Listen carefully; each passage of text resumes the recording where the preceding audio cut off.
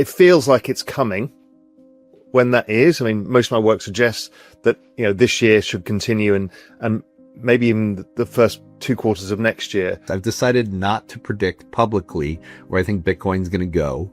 But I do think the second half of this year will be a explosive up move. Bitcoin might be entering another explosive phase, one that could extend well into next year. That's according to Real Vision CEO Raoul.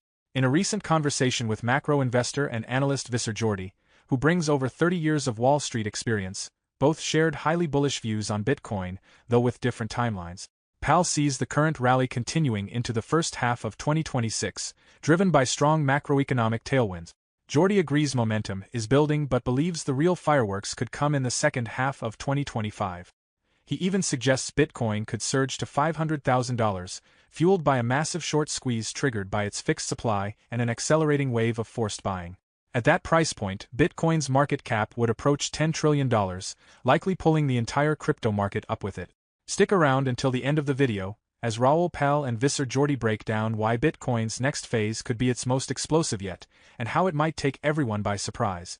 But if Bitcoin were to go to, say, 500,000 by the end of this year, not predicting, I'm just saying if it did, because of a short squeeze, which I think is going to happen at some point from all the people realizing that it is a finite asset and there are people that need to borrow on it because they got in trouble from 21, 22 and they're borrowing future production and blah, blah, blah. I've now gone through this. If we get a spike, well, that'll put it at $10 trillion in terms of Bitcoin. You'll have the entire ecosystem go up. Given that cohort of, let's say, 25-year-olds to 40-year-olds now, that older Gen Z and core millennial cohort who are in this trap, they're deep in the middle of this trap. Not only is crypto offering them an opportunity, but we're seeing the rise of the speculative economy. And we're seeing it in prediction markets. We're seeing it, the rise of Robinhood. Robinhood's growth is extraordinary, what's going on, as people are realizing that speculation is somewhat warranted because they have no other way around it. But it also leads me into, well, the good thing that speculation is doing is testing all these things in crypto, these new ideas. They get tested like memes, which is like capital formation, instant capital formation. And also humans, if we're not in a job, will probably still speculate because it's fun. I don't know, there's a big rise of this speculative economy, I think is a big mega trend that people don't really see. They're too cynical.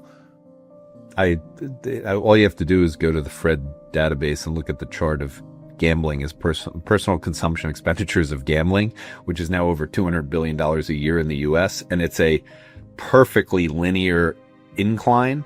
And then you go and look at how much money is spent on new cars in the US, and that is on a decline. And the numbers right now for new cars, personal consumption expenditures, are below $250 billion. And I'm sure after the tariffs, they'll be even lower, which means gambling is just taking over as a major, major part of the economy, which I think everyone knew because they can see it on TV. They realize there's, fan duels everywhere. But I don't think people have gotten to the point of why. And I do think it is a very major thing for younger people because of the boredom. It's a form of education. They view experiences completely different than we did. And at least they have a chance of getting money, where if they spend money on an expensive dinner, it's just lost. And so I do think crypto falls into that. I do think needing real-time information, real-time pricing, doing things when you want, it all fits in with a faster world and settlements of money, everything. So I do think it's a representation that the world is getting faster and that matches AI. But I also think it gets into the boredom and the anger that people are having towards not being able to enjoy their lives the way they would want. And when you look at the crypto landscape in terms of the adoption now of what we're seeing, all of these corporate treasuries, what does it mean to you? So I think this year and really the last, I want to say 18 months, has been about accepting a gradual acceptance of Bitcoin as something which will be here 5 to 10 years from now. So I think remember when we first met, you were still struggling to explain to traditional hedge fund people and finance people that this was meaningful, and they thought Jordi was a nutcase. And now suddenly everything's changed, right? You are changing. A nutcase, but that's separate. Yeah, that's completely separate. Bitcoin's being accepted more and more every day. What is not being accepted at this point. And actually, this is a good place for us to talk a little bit about it, because I've said this on my YouTube videos. This feels a lot in the altcoin world like the post.com bubble to me. It feels like there's a lot of people that got involved. So think of the internet from 95 to say 2000. A lot of people joined into it. They left banks. They got involved. And they were hoping to make tons of money. It was a free thing. Everyone got involved. And then you had this big fall. And it took a while to come. It took a while for the NASDAQ to get out of the problem. And one of the reasons it took a while to get out, just like it was in Japan with all of the banks owning shares of, everything about this overhang of people that had gone into something. Every time anything goes higher, there seems to be a wall of supply that stops it from the crypto community. Now we've got circle enthusiasm. So we've got people focus a little bit. You got Coinbase back up to the highs. So I'd say the traditional finance world is getting a little bit more excited. Now you've connected, in the last week, you've connected, CoreWeave and Core Scientific. So now we're getting some of the Bitcoin miners back involved. All of a sudden, the traditional finance world is starting to see things. I have said publicly, and I will continue to see it until Ethereum breaks out. Because of the network effects on stablecoins, which I think is there, until Ethereum breaks out, just another OG of one of this, and people start getting on board, I don't think we're going to have the kickoff to what I believe will be the end of the dot-com bubble overhang. And I think that's what we have in crypto from the 21-22 period. A lot of overhang. It seems like there's a lot of supply. And once we work through it, I still believe there's going to be a short squeeze in the entire space this year. Yeah, I think you're right. And the ETH breaking new highs is probably also Solana breaking new all-time highs, because it hasn't broken where it was. And that is a mass wealth generation event. There's a lot of people involved in this. There's a lot of fortunes to be made, and that creates a whole new cycle of reinvestment and opportunity risk-taking and stuff like that. Yeah, I totally agree. And it feels like it's coming. When that is, I mean, most of my work suggests that, this year should continue and maybe even the first 2 quarters of next year continues. Here's a question I want to ask you. One of the things that we have done the work on is that, and this won't surprise you, the main driver of alt season, as you call it for the smaller stocks, is actually the business cycle. And the business cycle is the same driver as small caps versus big caps. It's EM versus that. It's junk versus, it's always the same trade, because once the business cycle picks up, people have earnings, they go further out the risk curve, it gets reinvested. Why has the ISM remained so low? I mean, you and I have looked at this forever, for our whole careers. This is the longest period below or at 50 in the history of the ISM. What is all this about? So I remember Julian and I sat next to each other at dinner for the event, and you've heard me say this. In fact, I remember when I saw. I know there's no business cycles. I get that. Correct. So here's the part that I'll say though. It is the problem that in a world where artificial intelligence is coming, there should never be a time that the ism takes off. It just shouldn't happen, in my opinion. Now, I'm going to change that a little bit, because I do think we're getting closer and closer to something which is related to the business cycle of AI. Because at the end of the day, if I equate all cycles to power, meaning you have to be building something, and oil has always been, it's that macro piece that offsets and is out of control of monetary policy and fiscal policy. You need power. That is the thing that needs to fuel it. And AI consumes an enormous amount of power. And we are going to start to see, well, it's ironic I say this to someone in Spain, but we're going to start to see important blackouts. And there's going to be more of them in the US. And I think they're coming very, very soon, because I don't think people have looked at the exponential move. And this fits into the alt season side to me. So I believe we are going to see a change in the business cycle. I just don't think they exist in the push button way that they did, where you do something in the economy and it goes. But I do think it's coming this year because of what's going to be needed for the infrastructure build out on data centers, on power. These are massive numbers, nuclear. This is going to be a change. I just think it's going to be financed by the government. Powell believes we've entered a new era of capital formation, one where crypto has emerged as the only market where younger investors feel true access, agency, and the potential for asymmetric returns. Visser Jordi reinforces this with compelling data. Annual U.S. gambling spend has now surpassed $200 billion, while new car purchases continue to decline. The trend is clear. Capital is increasingly flowing into assets that offer 24/7 access and the possibility of outsized returns. As AI infrastructure expands and energy consumption grows, crypto is positioning itself as the foundational layer of the next business cycle. Capital is becoming cheaper, while demand is rising for systems that can move value, store data, and process transactions without friction. As Powell put it, this may not just be another rally, it could be the start of something much bigger. Middle American, the median person, has had their mortgages up here, their car payments up here, their credit card payments here. They're still like this. Yep. Right, the stock market goes up, a bunch of rich people get richer, and sure, their pension plans might be going up, but that doesn't make a difference to their pocketbook. And the moment they start cutting rates, allowing rates to fall, people can refund their mortgages and the money will flow.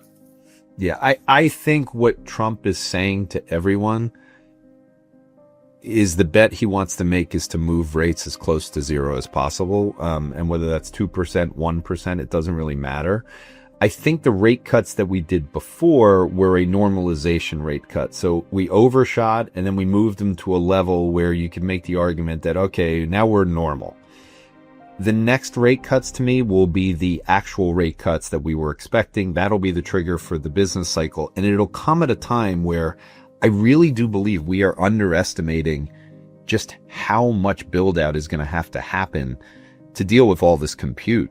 The humanoids that are coming behind it, the full self-driving vehicles, the AI native phones, the battery needs. I mean, I've tried to explain to people in my writings with how much hardware is needed for the embodiment side.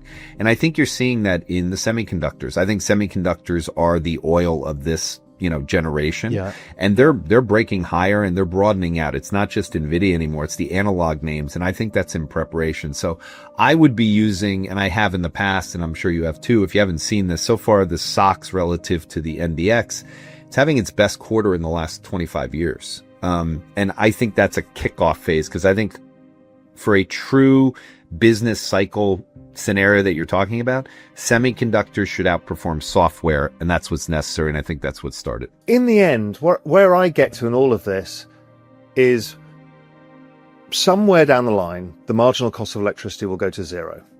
Mm-hmm. And therefore, you have infinite abundance of intelligence plus humanoids. And so what is money at that point? Well, now you're getting into the point. If I told you, and I'm not predicting this, although in the back of my mind, I've decided, I don't know if you've ever done this, I've decided not to predict publicly where I think Bitcoin's going to go. But I do think the second half of this year will be a explosive up move. And I say explosive because I believe the most important thing that happened in the first half of the year was what Sundar Pichai said on the Lex Fridman podcast and also at the Google I.O. developer.